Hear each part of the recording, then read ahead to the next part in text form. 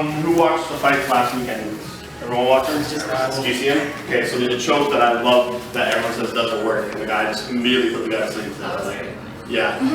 You told me about doing the choke. I love that's like my favorite choke, but I just want to talk about this is kind of on the same subject. So say I just want to talk about the guillotine, and it's just a really rookie mistake that some people make. But not only that, I've caught people with this who are good because they know not to hold the guillotine when the guy goes to side control. But they realize, but then I get side control and they hold on to the guillotine for 2 seconds and I snag him. That's all it takes. But I just want to talk about how it works. So Nick's laying down here. So just normal, like flat side control here. If I was going to put pressure on your throat like this, how would you stop me from doing this? Right, so see how he moved? This shoulder right here is able to move. He push off me, and most importantly, he'd roll over a little bit, right? And he takes the pressure on. So there's nothing wrong with putting shoulder pressure on, guys. But the reality is, if he can move, it's not really going to do much. So now just imagine I put a stake through your chest and you're stuck to the ground. So don't move at all. You can't move on your side or anything.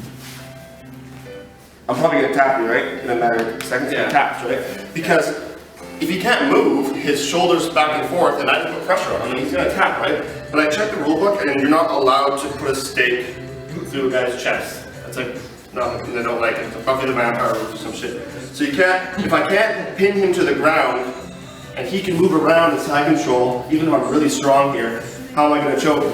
Well, so that's where I've always talked about before. When a guy does a guillotine on me, I've got to go to the right side.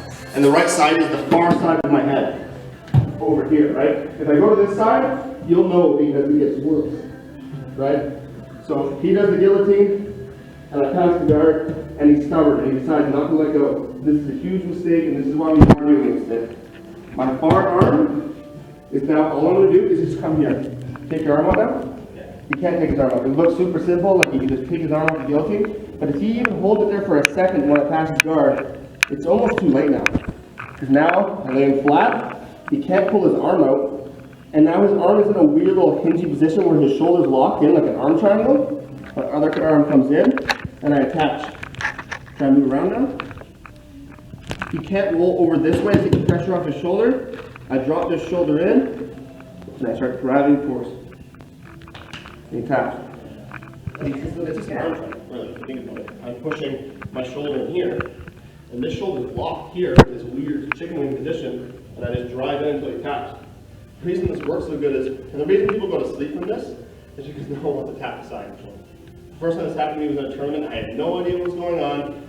I tapped, and I was so embarrassed. I thought I tapped the side control, and the guy had to explain to me, no, I tapped your arm, the one blood, the long flu choke, right? So, what I want to talk about a couple of things when people go wrong with it. I grab this tight, he can't get his arm out. People think, well, I've got to drive all my weight forward. They go like this. Well, we know what happens if I do that. I'm going to get guard on if I come up too high, or I put too much pressure this way, and I get rolled, right? So that's another thing that people do. We know not to do that in side control. We've been taught that we want to stay low, and if I'm going to pressure on him, I'm nice and tight here. He tries to roll me now. My hands are here. But since we've got our hands locked up, it makes it easier so we get rolled. So this is the thing. This isn't more pressure, guys, when I'm up higher. I'm bringing pressure down his throat, but that's not how this choke works. The choke is lateral pressure this way. And I can drive way harder this way than just dropping straight down, because I can use my toes. I lock this up, take my arm. Instead of going up here and risking getting re-guarded on a roll, I lay flat, I get my shoulders to the sweet spot of his neck here, and I get on my toes and I drive in a straight line horizontally. Right? I didn't take anything. And that's the same with the arm triangle. A lot of guys get to get the arm triangle and they're like up here doing this kind of thing, trying to put weight on them. But in reality, I want to be down here and just pushing this way. Right? This is more efficient than getting up on my toes and using my body weight, flattening him, and driving the line and coming off of it. So, just really quick, say I shoot a shitty double leg. He got his guillotine to that pass right away. He had to take his arm out. And so the guy wants to hold on to here like a really stubborn, and you guys feel, well, we can do this all day. So say I pass and Nick knows, I got to catch it before he realizes he made a mistake. Come around, put my shoulder, and like see how my shoulder is dropping at? And I just drive a straight line forward.